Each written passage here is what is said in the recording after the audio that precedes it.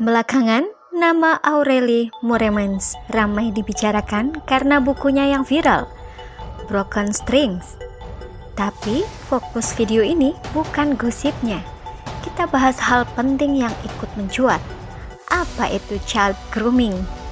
Kenapa istilah ini berbahaya? Dan bagaimana kita bisa mengenal tanda-tandanya? Child grooming adalah proses manipulasi yang dilakukan seseorang untuk membangun kedekatan dengan anak atau remaja dengan tujuan menguasai, mengeksploitasi, atau melanggar batas korban. Pelaku biasanya tidak langsung menyerang. Mereka pelan-pelan membuat korban merasa aman, merasa spesial, bahkan merasa ini normal.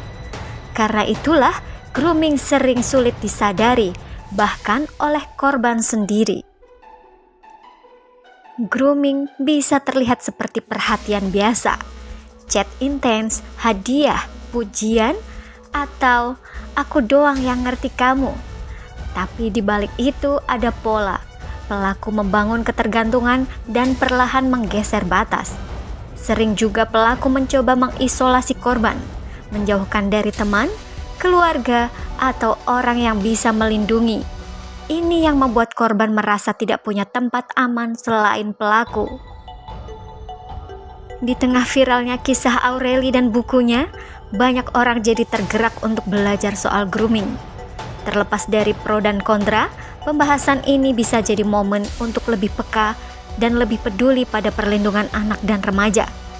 Kalau kamu atau orang terdekat mengalami situasi yang terasa tidak aman, cerita ke orang dewasa yang terpercaya, simpan bukti komunikasi, dan cari bantuan profesional atau layanan perlindungan yang tersedia di daerahmu. Kalau kamu setuju konten edukasi kayak gini penting, tulis di komentar "Stop Grooming" dan share ke teman-teman. Menurut sejumlah pemberitaan, Broken String jadi sorotan karena Aurelie membagikan kisah hidup yang ia sebut sebagai pengalaman berat di masa lalu, termasuk isu child grooming. Di beberapa wawancara, Aurelie menekankan bahwa ia berbicara bukan untuk balas dendam, tapi ingin menyampaikan pesan dan membuka diskusi. Hal lain yang bikin publik heboh, Aurelie juga memilih membagikan versi e-book secara gratis. Dalam pemberitaan, ia meminta agar file PDF bukunya tidak diperjualbelikan.